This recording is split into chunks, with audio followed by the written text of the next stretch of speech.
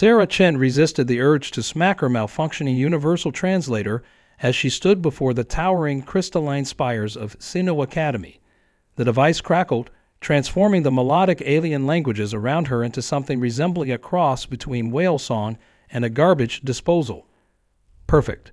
Just perfect. Environmental adaptation complete. Welcome, human Sarah Chen, announced the Academy's AI in passable English, its tone managing to convey both politeness and mild disdain.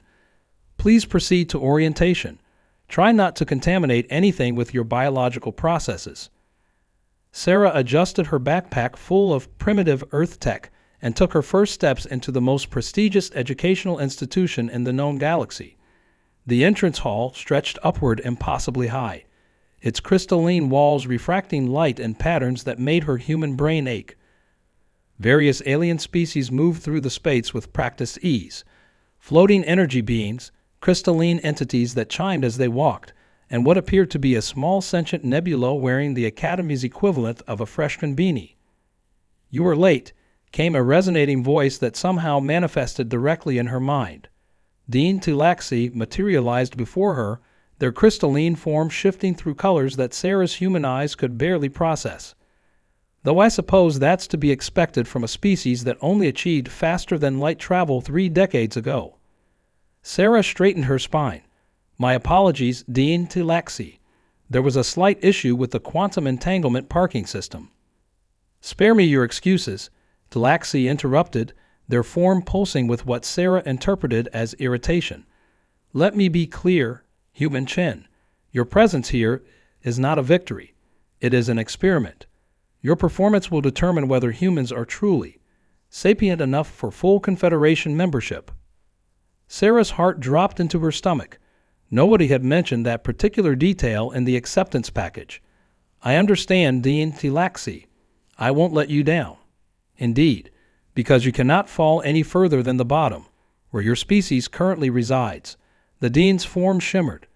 "Now proceed to quantum mathematics. Try not to break any of the fundamental laws of physics on your way. We just have the quantum foam refinished." Sarah's translator chose that moment to emit a high-pitched screech and begin translating everything into what sounded like Baroque opera.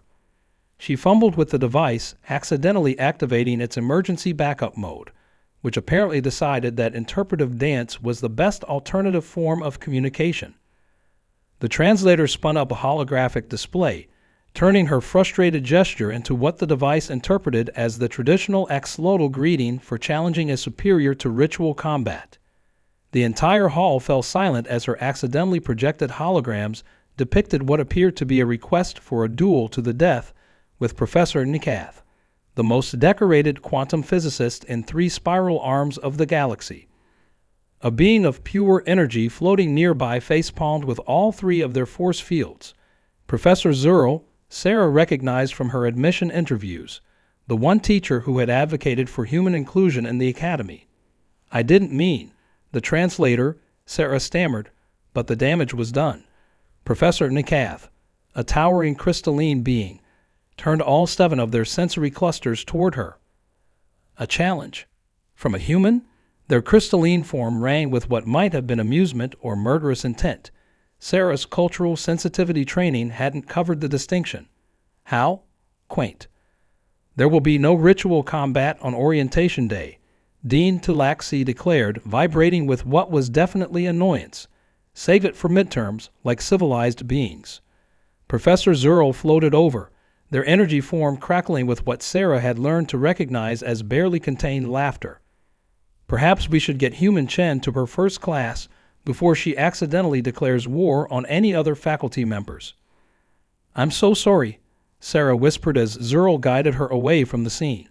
The translator is working exactly as well as I expected Earth technology to work, Zurl completed, their energy field rippling with amusement. "Which is why I took the liberty of requisitioning you a proper one from the Xenolinguistics department." They passed her a small crystalline device. "Try not to challenge anyone else to death matches until at least the 2nd week of classes." Sarah managed a weak smile as she followed Zurl through corridors that seemed to bend in ways that shouldn't be possible in 3-dimensional space. Other students gave her a wide berth, their various sensory organs tracking her movements with mixtures of curiosity, disdain, and in the case of one amorphous blob, what appeared to be hunger. One piece of advice, Zerl said as they reached the quantum mathematics lecture hall. The others expect you to fail, to prove that humanity isn't ready. Use that. How is that supposed to help? Zerl's energy field pulsed with what might have been a smile. Because, human Chen, when everyone expects you to fail, they never see success coming. Now try not to violate any laws of physics without filling out the proper paperwork first. We're bureaucrats as well as scientists, after all. With that, Sarah took a deep breath and stepped into her first class at Xeno Academy, her new translator humming smoothly, and her accidental challenge to ritual combat already becoming part of Academy legend. Somewhere in the distance, she could have sworn she heard the dean muttering about humans and their propensity for chaos. She smiled. They hadn't seen anything yet. Sarah's first night at Xeno Academy was spent in an environmental suit she cobbled together from spare parts, trying not to freeze to death in a room designed for methane-breathing species. The accommodation AI had apologetically informed her that all standard atmosphere rooms were occupied by a delegation of sentient gas clouds who had priority booking. At least the view of the triple moons was nice, even if watching them through her frost-covered faceplate wasn't ideal. After exactly 2 hours of sleep, all she could manage in the rattling environmental suit, Sarah faced her first quantum mathematics exam. The classroom itself was a marvel of alien architecture, with walls that shifted and flowed to accommodate the various sizes and phases of matter that comprise the student body. Her crystalline classmates took their seats, their bodies automatically growing complex computational matrices to solve the upcoming problems. Today's examination, announced Professor Nakath, still seeming amused by yesterday's accidental challenge, will cover basic 11-dimensional calculus and quantum probability mapping. You have the equivalent of 1 Earth hour. Their crystalline form chimed with what Sarah was beginning to recognize as academic sadism. Begin. Sarah stared at her quantum calculator, a device she'd spent the last month coding to handle the kind of math that most humans couldn't even conceptualize. Around her, her classmates were already deep into their work. The crystalline students' bodies sparkled as they grew new computational lattices, while the hive mind beings had spread their consciousness across multiple dimensions to approach the problems from several angles simultaneously. 20 minutes in, Sarah's calculator threw up an error message and shut down. The quantum processor had overheated trying to calculate probability matrices that her crystalline classmates were solving naturally with their atomic structure. She felt panic rising in her throat as she stared at the problems displayed in the holographic field before her. That's when she saw it. In the quantum foam display meant to help visualize the probability waves, there was a pattern. It reminded her of something. The waves off Venice Beach back home, how they'd interact and create interference patterns. She'd spent countless hours surfing those waves, learning to read their rhythms. Interesting approach, human Chen, came Professor Nkath's voice, startling her. They had materialized beside her desk, all 7 sensory clusters focused on her work. You're drawing the probability waves. Sarah looked down at her tablet where she'd been sketching the patterns she saw, mapping them like she used to map wave sets. The quantum foam. It behaves like water waves, doesn't it? The interference patterns, the way they collapse and combine. A primitive analogy, and Kath chimed, but their tone held a note of curiosity. And yet, Sarah was already deep in the flow, her human brain doing what it did best, finding patterns in chaos. Where her classmates saw abstract quantum mathematics, she saw waves and rhythms, like the ocean back home. Her hand flew across the tablet, mapping the interactions, solving through visualization what her peers solved through direct quantum manipulation. Time, announced Nkath after what felt like both seconds and eternities. Submit your solutions. Sarah looked up, suddenly aware that many of her classmates had finished long ago and were watching her with their various sensory organs. She quickly uploaded her work to the classroom's quantum network, trying to ignore the chittering and chiming that she was pretty sure qualified as alien snickering. Initial results, NCAF announced, their crystalline form refracting light in complex patterns. Highest accuracy, student Zix 427, 98%. A crystalline student chimed in satisfaction. Second highest, NCAF paused, their form flickering in what might have been surprise. Human Chen, 97.6%. The room erupted in a cacophony of surprise chimes, buzzes, and quantum fluctuations. Sarah sat very still, barely breathing. How? Demanded one of the crystalline students, their form vibrating with indignation. She doesn't even have proper quantum sensing organs. Perhaps, said NCAF, all 7 sensory clusters still focused on Sarah's work. That is precisely why she saw what you did not. Sometimes, having to think slowly means you notice things others miss. They turned to address the class. Who can tell me why Human Chen's solution, while less mathematically elegant, achieved nearly the same accuracy as our top student? No one answered. Sarah looked down at her drawings, the wave patterns she mapped like she was planning a surf session back home.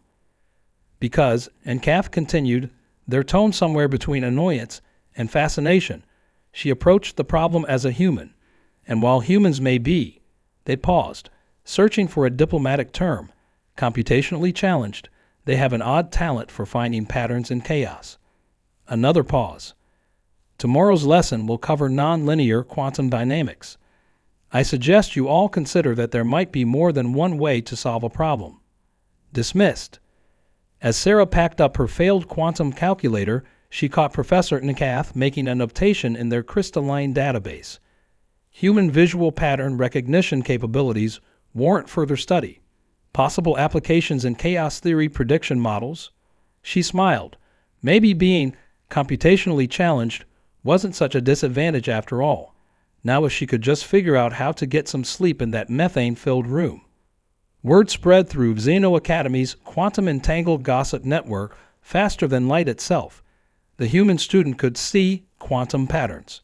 Sarah found herself ambushed after class by a small group of struggling students, led by a young crystalline being whose computational matrices grew in spiral patterns instead of the standard lattice structure. Is it true?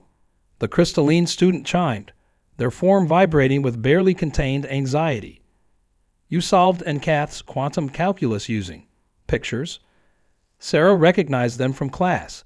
Zix 429, younger sibling of the top student, and notably struggling with traditional computational methods. Not exactly pictures, she explained, pulling out her tablet. More like mapping wave interactions. Like turbulence patterns in solar winds. Interrupted a floating cluster of plasma that Sarah identified as a junior Vorathy student. I've been trying to explain quantum mechanics that way, but my cluster mates keep insisting on traditional matrix visualization.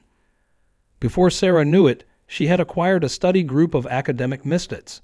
There was Zix 429, whose spiral computational patterns were considered a defect by their crystalline peers. The Vorathy student, who preferred to go by Bob after watching too many Earth entertainment broadcasts, struggled with maintaining their plasma form during complex calculations. And most surprisingly, a hive mind student who had lost connection with their cluster due to what they described as philosophical differences about the nature of consciousness. The problem, Sarah explained, spreading her quantum wave diagrams across the library's holographic display, is that everyone's trying to process quantum mechanics the same way. But look at Earth's history. We didn't understand quantum physics until we started using different models to visualize it. Wave-particle duality, Schrodinger's cat. These were thought experiments that helped us grasp concepts our brains weren't built to process naturally. But the traditional methods, Zix 429 began, their form dimming with doubt. Are great if you can grow perfect computational matrices, Sarah interrupted. But your spiral patterns? They might actually be better for modeling quantum turbulence. We just need to find the right way to use them. She reached into her bag and pulled out something that made her alien students recoil in horror, a pizza box. First rule of human studying, she declared, opening the box to reveal slices synthesized to match each species' biochemistry. Food helps the brain work better, or whatever organs you use for computation. This is highly irregular, the HiveMind student commented, their disconnected nodes swirling with interest as they absorbed their nutrient-compatible slice through osmosis. Welcome to Human Teaching Methods, Sarah grinned. Now, who wants to learn quantum mechanics through interpretive dance? The next few hours were a blur of motion, laughter, and surprisingly effective learning. Sarah taught Zix 429 to use their spiral patterns to map quantum vortices, helped Bob understand plasma wave interactions through what could only be described as quantum charades, and showed the HiveMind student how their disconnection might actually help them think outside their species' collective box. Then the sabotage happened. Sarah was in the middle of demonstrating wave function collapse using pizza toppings as quantum particles when her tablet exploded in a shower of sparks. The quantum field stabilizers in the room began to fluctuate wildly, threatening to destabilize Bob's plasma form. Emergency protocols engaged. The room's AI announced calmly as warning lights flashed. Sarah had seconds to act. Her tablet was fried, the room's quantum fields were going haywire, and she had 3 terrified alien students looking to her for help. She grabbed her backpack, dumping its contents onto the table. Bob, maintain coherence. Zix 429, grow a containment matrix, spiral pattern, like we practiced. Her hands flew through her scattered possessions until she found it, a simple piece of string from Earth. HiveMind, I need your nodes to map these coordinates. Using the string, Sarah quickly created a cat's cradle pattern, using the ancient human string game to model the quantum field lines. With Zix 429's spiral matrices providing stability and the HiveMind's nodes marking critical points, she guided Bob through the fluctuating fields like a quantum surfer riding waves of probability. When the Academy's emergency response team burst in, they found 4 students calmly studying around a floating 3-dimensional string model of quantum field interactions, while the room's AI tried to process how they had stabilized a quantum fluctuation using what it identified as primitive fibrous entertainment apparatus. Professor Zurl, arriving moments later, took one look at the scene and burst into electromagnetic laughter. String theory, they crackled. She actually used string theory. The saboteurs were never caught, though Sarah had her suspicions about certain traditionalist faculty members. But the incident had an unexpected effect. Suddenly, human methods weren't just a curiosity. Students began approaching her study group, interested in learning new ways to approach old problems. I don't understand, Zix 429 chimed one day. Why did you help us? We're defective by our species' standards. Sarah looked at her strange group of friends, the spiral-patterned crystal, the pop-culture-obsessed plasma being, and the philosophical HiveMind rebel. On Earth, we have a saying, normal is just a setting on the washing machine. Sometimes the best solutions come from thinking differently. What's a washing machine? Bob crackled curiously. That's next week's lesson, Sarah grinned. Along with why humans thought cats could be simultaneously dead and alive. But first, who wants to learn about quantum entanglement through interpretive juggling? The assignment appeared in Sarah's quantum inbox with the subtlety of a supernova. 5th-dimensional engineering practical exam. She stared at the project requirements, her human brain struggling to process what she was reading. The instructions casually mentioned manipulating objects through dimensions she couldn't even perceive, let alone interact with.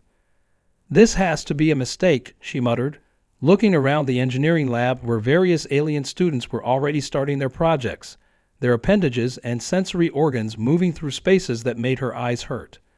No mistake, human Chen, Professor Vtak, a being of pure mathematical equations, materialized beside her workstation. This is a simple freshman project, though perhaps their equations rearranged themselves into what Sarah recognized as a smirk, too advanced for certain 3-dimensionally limited species. Sarah gritted her teeth. After her success in quantum mathematics and the string theory incident, the Academy had been throwing increasingly difficult challenges at her. But this was different. This wasn't just hard. It was physically impossible for her human perception. How am I supposed to work with dimensions I can't even see? She asked Bob during their study group meeting. The plasma being crackled thoughtfully. Well, how did your species understand higher dimensions before? Sarah was about to say they didn't, when something clicked. Through representation, through mapping complex dimensions onto simpler ones we could understand. She jumped up, nearly disrupting Zix 429's meditation crystal. Like how we used two-dimensional drawings to understand three-dimensional objects.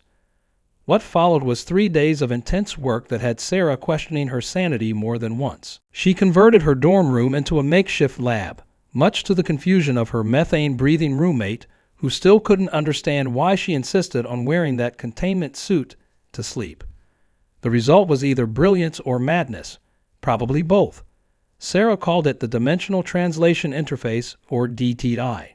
Using a combination of quantum sensors, neural feedback loops, and what Bob insisted on calling human magic, though it was really just clever programming, she created a virtual reality system that translated higher dimensional interactions into sensory input her human brain could process.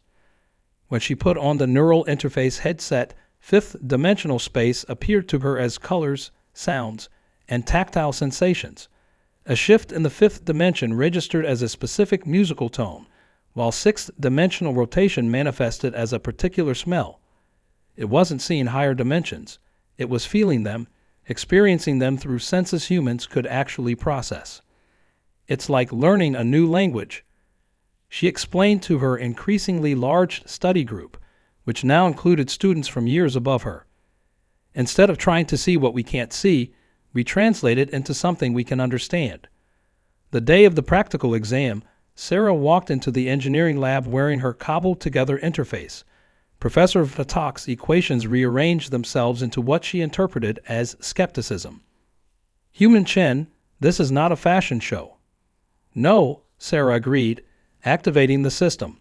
It's an engineering exam. As the interface came online, the lab filled with colors, sounds, and sensations that mapped the higher dimensional space around her. She began to work, her hands moving in response to signals her human brain could finally interpret. The room fell silent except for the ethereal music her interface generated as she manipulated quantum structures through dimensions beyond normal human comprehension. Even Professor Vatak's equations stopped their constant rearrangement as they watched her work. When she finished, the project, a fifth-dimensional recursive processor, sat humming perfectly on her workstation. Professor Vatak inspected it from several mathematical angles before speaking. This is acceptable, they admitted, though your methods are highly irregular. With respect, Professor, Sarah said, removing her headset, irregular is just another word for innovative. Humans can't perceive higher dimensions naturally, so we found a way to translate them. Isn't that what engineering is about? Finding solutions to problems. The news spread through the academy faster than quantum entanglement. The human student hadn't just completed an impossible task. She created an entirely new way of interacting with higher dimensions. Within days, Sarah was swamped with requests from other species who struggled with dimensional perception, including a group of two-dimensional beings who had been fighting for equal educational rights. But success, as Sarah was learning, came with its own problems. Corporate representatives began appearing at her lectures, their various sensory organs focused intently on her DTI system. The Confederation's Military Science Division sent inquiries about potential applications. Even the Academy's Board of Directors took notice, leading to heated debates about the implications of allowing lesser species access to higher dimensional technology. You've caused quite a stir, Professor Zerl noted, their energy form flickering with amusement. The traditionalists are having fits about your unorthodox methodology. Sarah adjusted her interface, which was now picking up some interesting quantum fluctuations around the professor. They're not angry about the methodology, she said quietly. They're angry because it works, because it means their assumptions about human limitations were wrong. Precisely, Zerl crackled. And that, Human Chen, is exactly why we needed a human at the Academy. Now, would you mind explaining why your latest study group session involved something called karaoke? Sarah grinned. That's for the advanced class on wave function harmonics. Trust me, you haven't lived until you've heard a hive mind sing Bohemian Rhapsody in perfect quantum resonance. Sarah's dimensional translation interface was having an unexpected side effect. As she fine-tuned the neural feedback systems, she began picking up what could only be described as emotional quantum states from the energy-based beings around her. Professor Zerl's usual calm demeanor registered as soft blue harmonics, while Dean Tilaxi's perpetual disapproval came through as sharp, discordant frequencies. But most surprisingly, she was picking up something she hadn't expected from her harshest critics: fear, pure, crystalline fear, vibrating through quantum fields like a struck tuning fork. "It doesn't make sense," she told Bob during one of their late-night study sessions. "They're some of the most advanced beings in the galaxy. What could they possibly be afraid of?" Bob's plasma form crackled thoughtfully. "Perhaps that's precisely what scares them. Advanced means having the most to lose." Before Sarah could pursue that line of thought, the Academy's warning systems activated. Red quantum fields rippled through the study hall as the AI's voice echoed with unusual urgency. "Critical failure detected in primary power core. Artificial gravity systems destabilizing. All gaseous and plasma-based beings proceed to emergency containment areas immediately." Sarah's blood ran cold as she watched Bob's form begin to fluctuate. Without the artificial gravity fields, plasma and gaseous students would lose cohesion. Her friend was literally starting to come apart at the quantum seams. "Emergency containment is too far," Bob crackled, their voice already starting to dissipate. "Sarah, Don't talk. Maintain coherence." Sarah slammed her DTI headset on, frantically scanning the quantum readings. The power core's failure was cascading through the Academy's systems, creating ripples in dimensions she could barely perceive even with her interface. She had seconds to make a decision. Her unauthorized modifications to the DTI system might be able to help stabilize the gravity fields, but using it would reveal just how far she pushed the technology, far beyond what the Academy had authorized. "To hell with authorization," Sarah muttered, pulling out her quantum toolkit. "Bob, Zix 429, help me set up a resonance field. Hive mind, I need your nodes spread through the room for signal boosting." Her fingers flew over the controls as she interfaced her DTI with the Academy's failing systems. Through her headset, she could see the complex quantum architecture of the artificial gravity generator. It wasn't just failing. It was folding in on itself, collapsing through multiple dimensions. "This is going to get weird," she warned her friends, "and probably very illegal." Sarah dove into the quantum fields, using her interface to grab the collapsing gravity waves. It was like trying to hold back an ocean with her bare hands, if the ocean existed in 11 dimensions and had opinions about topology. Her unauthorized modifications let her perceive the emotional quantum states of the energy beings trapped in the room, their fear, their confusion, their fading consciousness as the gravity field fluctuated. "I need more power," she shouted. "Zix 429, channel your computational matrices through the DTI. Hive mind, quantum sync with my brainwaves." The next few minutes were a blur of sensation and impossible mathematics. Sarah felt her mind expand as the hive mind linked with her consciousness, while Zix 429's spiral matrices created beautiful, impossible patterns in the quantum foam. She wasn't just seeing higher dimensions anymore. She was moving through them, pulling the fragments of the gravity field back into alignment. When the Academy's emergency response team finally arrived, they found Sarah Chen standing in the middle of a perfectly stable gravity field, her DTI smoking slightly, surrounded by very confused but very much alive gaseous and plasma students. "What," demanded Dean, laxy as they materialized in the room, "did you do?"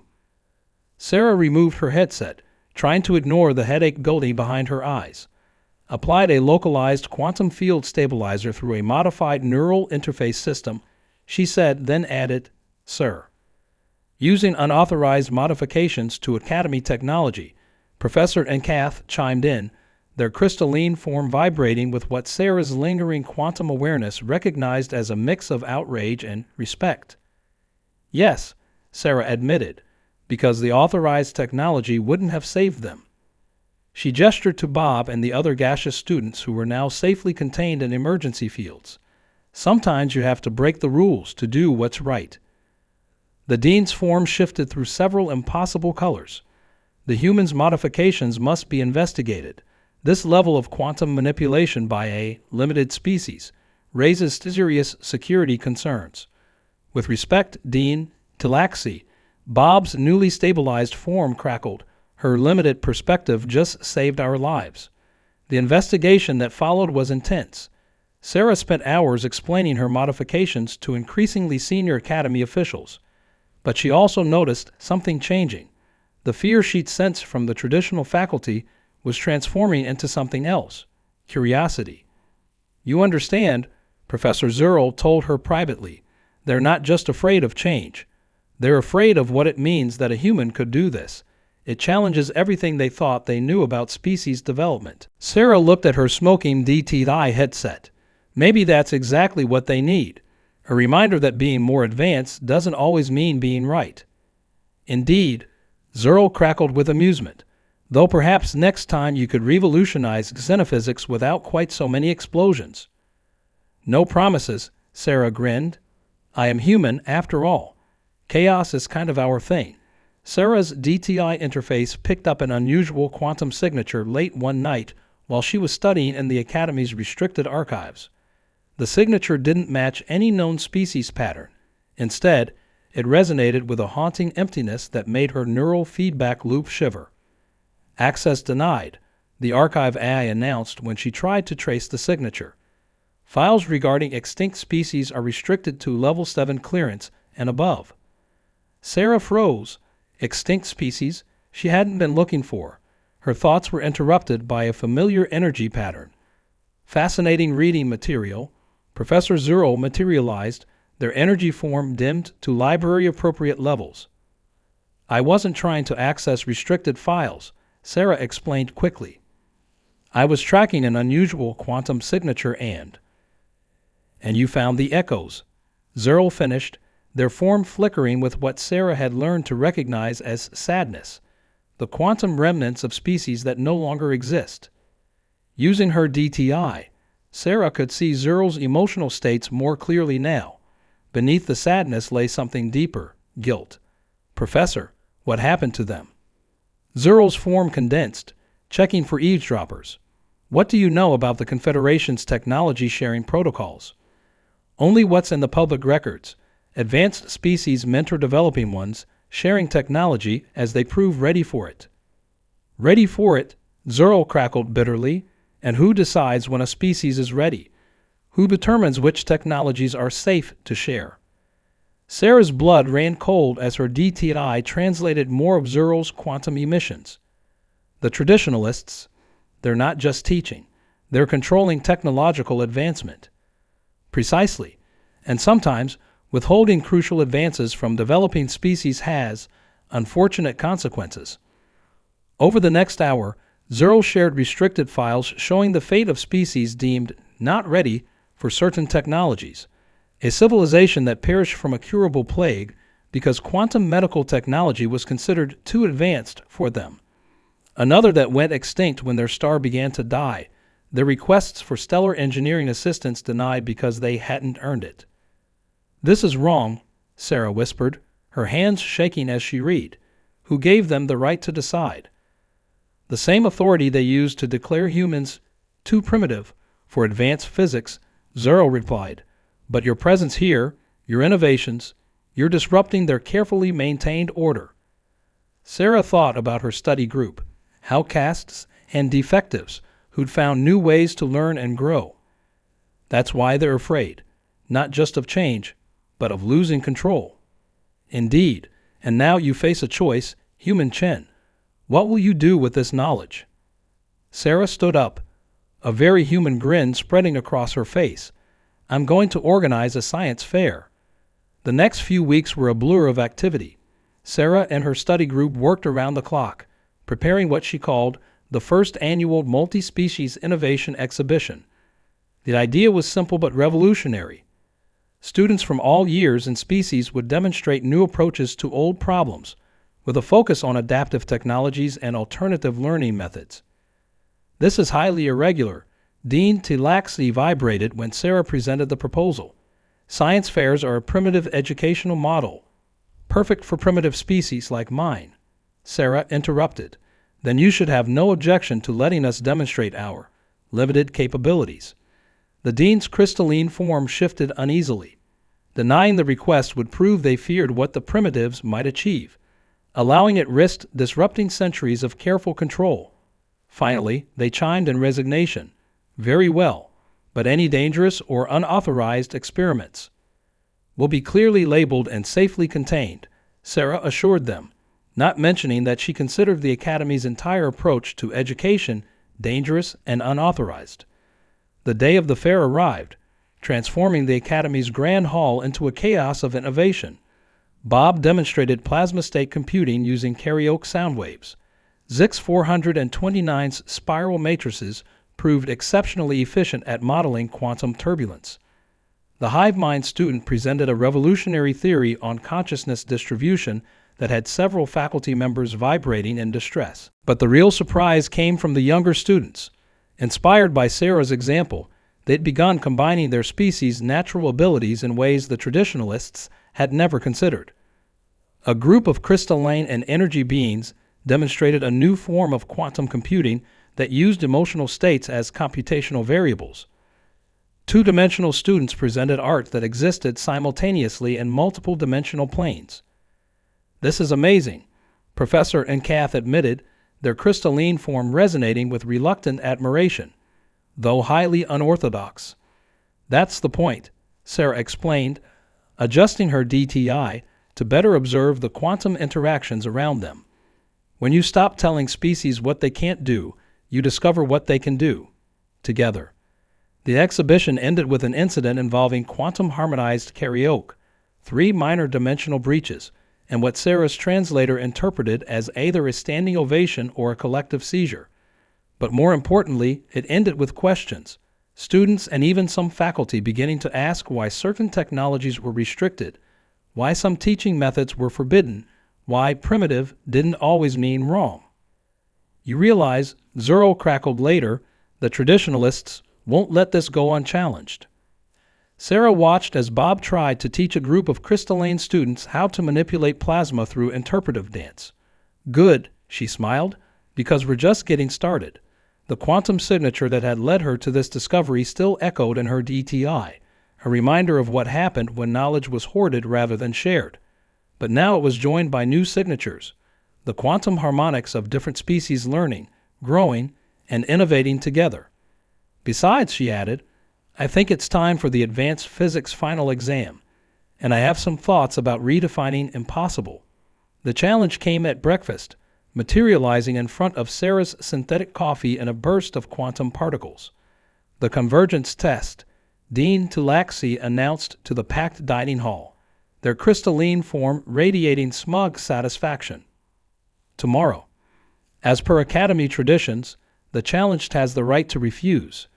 Sarah's DTI interface picked up waves of shock rippling through the quantum field. The convergence test wasn't just difficult, it was legendary. In 3,000 years, only 1% of students had passed it, and none of them had been from developing species. Unless, of course, the dean continued, you feel this challenge exceeds your biological limitations. Sarah took a slow sip of her coffee, buying time to think. The traditionalists had played their hand well. Refuse, and she proved humans weren't ready for advanced education. Accept and fail, same result. Accept and pass. Well, that would really ruin their day. I accept, she said, triggering a cascade of crystalline chimes and energy fluctuations throughout the hall. With one condition, I want a week to prepare. Granted, the dean chimed, perhaps a bit too quickly, though I fail to see how additional time will help you comprehend challenges that exist beyond your species' cognitive framework. Sarah waited until the dean had dematerialized before slumping in her chair. Well, Bob crackled nervously, at least you'll have time to update your will. Thanks for the vote of confidence, Sarah muttered, but her mind was already racing. The convergence test required simultaneously solving problems in quantum mechanics, xenobiology, and psychic energy manipulation, each difficult enough alone, impossible in combination. Unless, I need everyone, she announced to her study group that afternoon. Not just to help me prepare, to help me change the game entirely. The next week transformed Sarah's methane-filled dorm room into a chaos of innovation. While she modified her DTI system, her friends contributed their unique perspectives. Zix 429's spiral matrices proved perfect for modeling multidimensional problem spaces. The HiveMind students' distributed consciousness helped develop parallel processing algorithms. Bob's plasma form could interact directly with quantum fields, providing real-time feedback. The test expects us to solve each problem separately, Sarah explained, surrounded by floating holographic displays. But what if we treated them as one interconnected system? Everything in the universe is connected through quantum fields. We just need to find the patterns. She worked through the night, pushing her DTI modifications further than ever before. The neural interface now incorporated feedback from multiple species, allowing her to process information in ways her human brain never could alone. It wasn't about matching her peers' natural abilities. It was about creating something new through collaboration. You're not just preparing for the test, Professor Zurl observed during one of their increasingly frequent visits. You're proving a point. Several points, Sarah agreed, adjusting a quantum resonator. That different species working together are stronger than any working alone. That technology can bridge biological gaps without making us less than we are. That maybe the whole concept of lesser species needs to be thrown out the airlock. The morning of the test arrived with appropriate dramatic flair, quantum storms rippling through higher dimensions, making Sarah's DTI buzz with feedback. The testing chamber was a vast, empty space that could be configured into any challenge scenario. The Academy's senior faculty materialized in observation platforms around the edges, their various sensory organs focused intently on the human student at the center. The convergence test, Dean Tilaxi announced, their voice resonating through multiple dimensions, will begin shortly. As is tradition, you may use any natural abilities or technological aids at your disposal. Their form shifted smugly, though in your case. Actually, Sarah interrupted, activating her modified DTI. I brought some friends. Her study group materialized around her, not physically present, but connected through quantum entanglement and neural interfaces. The dean's form flickered in surprise. This is irregular, they began. But within the rules, Professor Zurl cut in, materializing in their own observation platform. The test allows for any abilities at the student's disposal. It never specified they had to be her own natural abilities. The test began before the dean could object. The chamber transformed into a maze of quantum puzzles, biological enigmas, and psychic challenges. Traditional students would have tried to solve each separately, but Sarah's team moved as one interconnected system. Through her DTI, Sarah could see the patterns connecting everything. Zix 429's spiral matrices mapped quantum possibilities, while Bob's plasma form rode the energy waves between problems.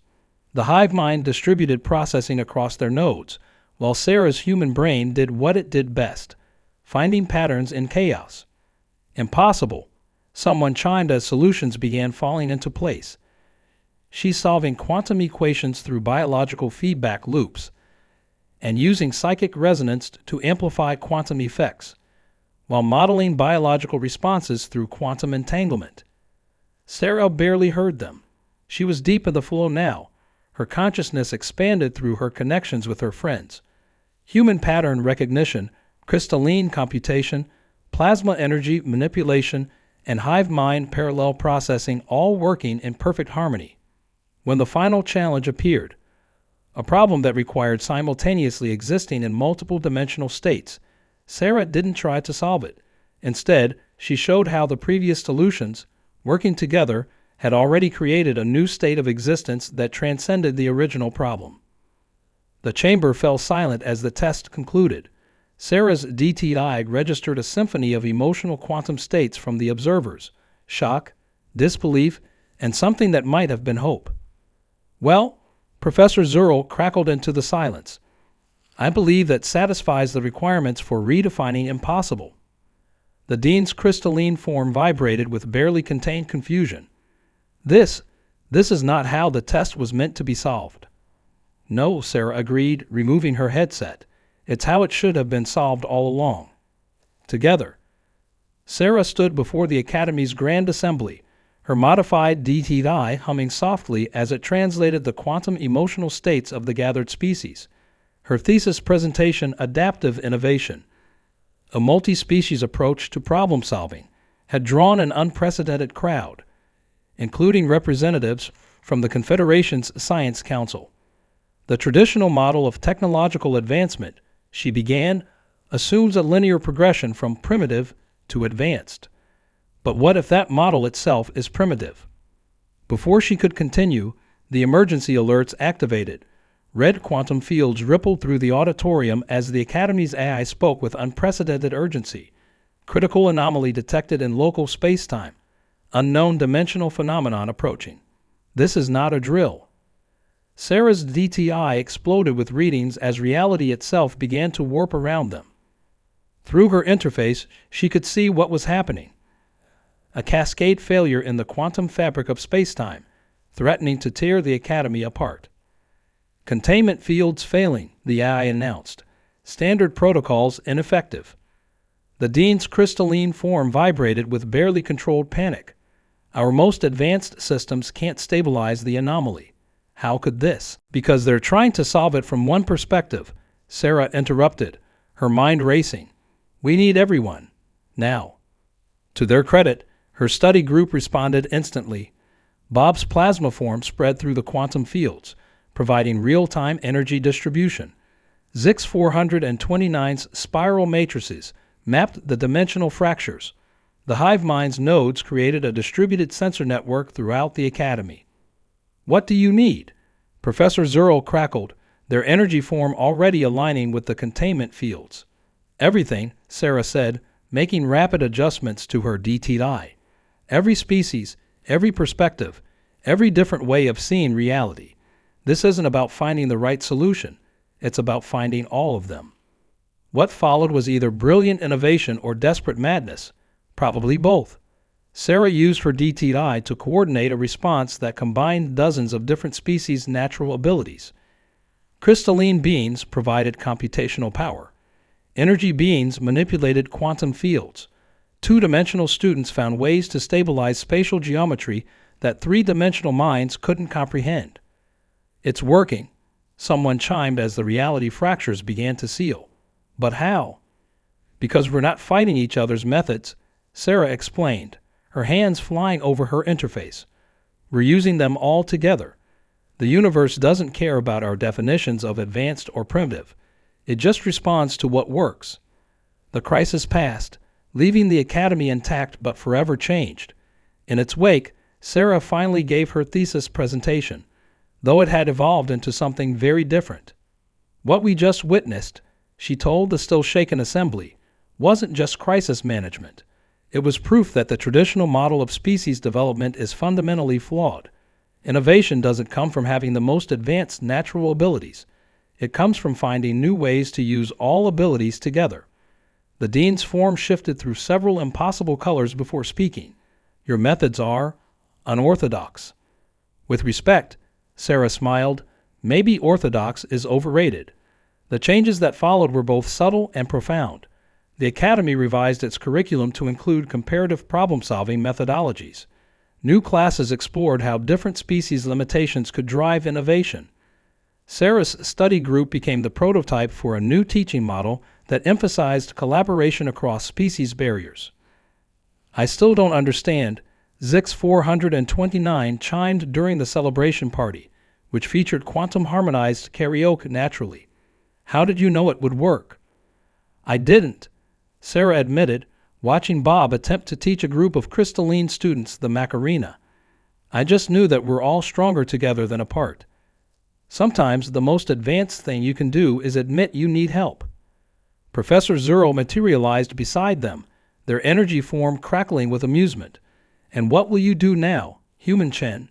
You've certainly earned your place among the advanced species. Sarah adjusted her DTI, taking in the quantum emotional harmonics of the celebration, joy, curiosity, and possibility radiating through multiple dimensions. Actually, I've been thinking about that. There are thousands of developing species out there, each with their own unique ways of seeing the universe. Maybe it's time we stopped telling them what they can't do and started learning what we can do together. A noble goal, the dean chimed, appearing suddenly, though perhaps you could pursue it with fewer explosions and less karaoke. No promises, Sarah grinned. After all, chaos is kind of our thing. As if to prove her point, the hive mind student chose that moment to begin a quantum-amplified rendition of Don't Stop Believin' that accidentally opened a small dimensional portal in the refreshments table. Sarah laughed as she moved to contain the chaos, her DTI lighting up with the familiar patterns of friends working together to solve a problem. In the end, that's what all their advanced technology and natural abilities came down to. Different beings finding ways to understand each other and work together. Besides, she added, helping Bob rescue the quantum punch bowl from interdimensional displacement. Impossible is just another word for something we haven't figured out how to do yet. Around her, the academy hummed with new possibilities as students of all species explored ways to combine their abilities and perspectives. It wasn't perfect. Change never is, but it was a start. And sometimes that's the most advanced thing of all. The end.